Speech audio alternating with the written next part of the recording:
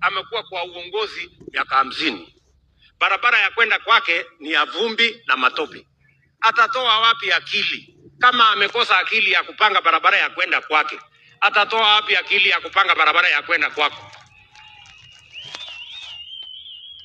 Ndio mnaona wanasema ati haiwezekani, because they have never planned anything. Siasa tu ya kusumbuana, siasa watu wanawapigia makofi, maneno ya bure. Nilimuuliza juzi, kamuuliza my friend, unasikia nyinyi? Kuna jamaa mwingine nilimuuliza juzi, nilienda huko nilienda Ukambani, kaenda kufanya barabara. Sasa jamaa mwingine nikamuuliza juzi, kwa sababu alikuwa ananiambia maneno mengi. Nikamwambia, wewe,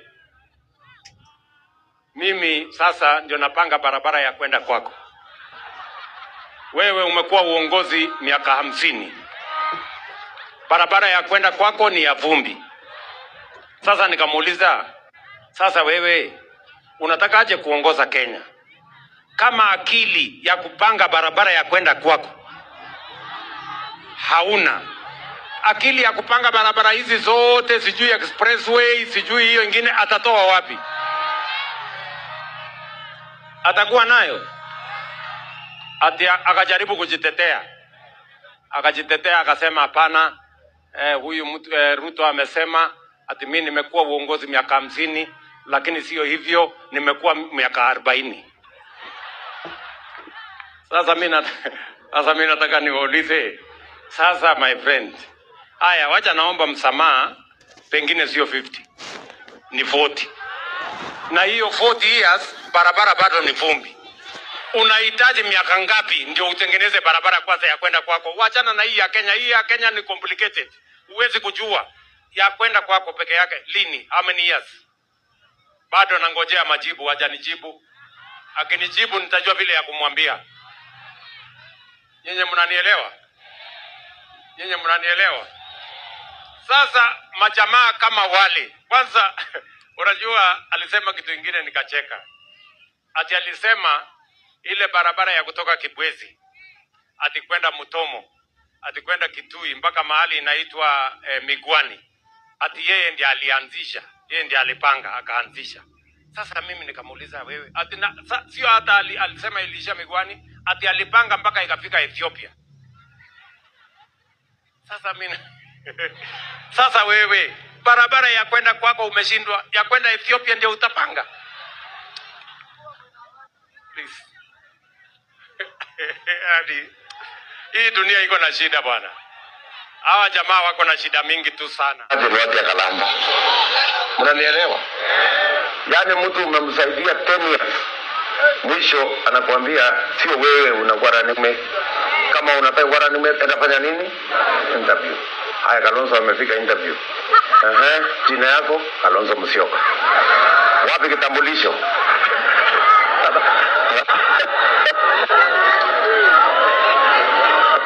Umesoma? Wapi makaratasi ya kusoma? Yaani mimi nauliza nyinyi, hiyo ni madharau ama si madharau? Ni madharau, hiyo si madharau. Yaani mtu mwenye amekuunga mkono 10 years, umesahau jina yake, unakuja kumuuliza maswali ya jina yako ni nani? Hiyo ni mambo ya upuzi sana. Sikizeni watu wa Ukambani, please. Hata ukikuta Kalonzo saa hii nywele imeisha kwa kichwa kwa sababu ya kuhangaika na hiyo mtu, amesumbuliwa. Na sio huyo peke yake, alihangaisha Moi karibu apindue serikali yake. Amekuja kuhangaisha Kibaki, mara anamuuliza carpet, mara anamuuliza choo, mara anamuuliza nini. Amekuja kukoroga uhuru wetu huyu. Sisi ndio tulichagua uhuru. Leo uhuru amehangaishwa mpaka hajui nani alimpigia kura, nani hajampigia kura. Ni kweli ama si kweli? Ndio huyo Kalonzo ako na matatizo. Tafadhali munisaidie hii mtu, munisaidie tupeleke nyumbani please. Please nawaomba. Ndio waje kuhangaisha watu. Tikati sijui watermelon. Ati anauliza maswali hiyo. Kichwa yake ni mzuri kweli mkipima? Ati anapinga. Ati huyu mtu ametoa wapi pesa ya kulipa? Mimi nataka nimwambie huyo mtu ya watermelon, waacheni kuhara mapema. Siasa bado. Siasa bado. Ama namna gani? Sasa mnasema hii Na siku tukianza siasa yenyewe si mtakimbia. Mimi nataka niwaulize, nyinyi mkiona tumeanza siasa, sasa watu mwambie tulize boli, mambo bado. Siasa bado. Hii ni mambo ya maendeleo. Na tukitoka hapa tunaenda maneno ya stima. Tukitoka pale tunaenda maneno ya maji. Kesho mimi nakuja hapa Bomala, tunajenga soko kubwa ya milioni 350 hapa Bomala. Ni kweli ama si kweli? Kiongozi 50 years. Barabara ya kwenda kwake ni ya vumbi. Alafu wewe unataka kumwambia akuje akupangie barabara ya kwenda kwako. Atatoa wapi akili ya kufanya hiyo kazi? Juzi niliuliza jamaa mwingine, sasa wewe umekuwa uongozi 50 years. Wewe barabara ya kwenda kwako ni ya vumbi. Umekuwa uongozi 50 years. Kama una akili ya kupanga barabara ya kwenda kwako, utakujaje kupanga uwe na akili ya kupanga barabara za kwenda kwa Wakenya hii ingine? Si ndio? Ati amejitetea. Mnajua vile amejitetea?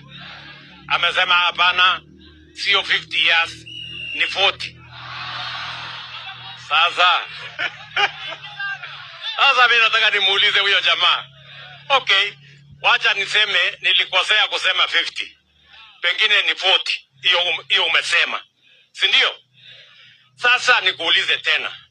In 40 years haujajenga barabara ya kwenda kwako. Unahitaji miaka ngapi? Kwa sababu 40 inaonekana ni kidogo. Unahitaji miaka 100 ngapi ndio uweze kujenga barabara ya kwenda kwako? Na kama unahitaji miaka 100 na hii ya Wakenya, si utahitaji miaka 1000 ndio uweze kupanga ya kwenda kwa Wakenya wengine?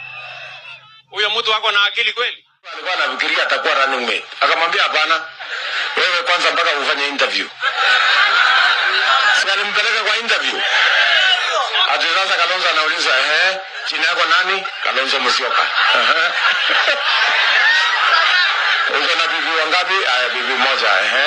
Watoto ngapi? Umesoma? Sasa maajabu. Unasikia? Baada hata ya hiyo interview, ati kitendawili anasema Kalonzo alianguka kwa hiyo interview. Mlisikia? Ati mama mwingine anaitwa Martha ndiye alishinda. Hii madharau imezidi jamani. Tafadhali mkubali tupeleke hii mtu ya kitendawili nyumbani, awache kusumbua watu. Amemwangaisha mpaka nywele imeisha kwa kichwa. Ama si ameangaisha Kalonzo huyo mtu? Unajua alimwambia Kalonzo niunge mkono. Kalonzo akaunga yeye mkono mara ya kwanza. Akaunga yeye mkono mara ya pili. Mara ya tatu Kalonzo akamwambia bwana, sasa hata mimi nitaonekana mjinga nikiendelea kuunga wewe mkono. Sasa hata wewe unaunga mkono. Ama amukusikia Kalonzo alimwambia? Lakini huyo mtu akitendawili sijui ako na nini, sijui ni kamote, sijui nini. Imagine, ati saa hizi amemwambia Kalonzo mambo ingine. Ati amemwambia Kalonzo atamuunga mkono 2037.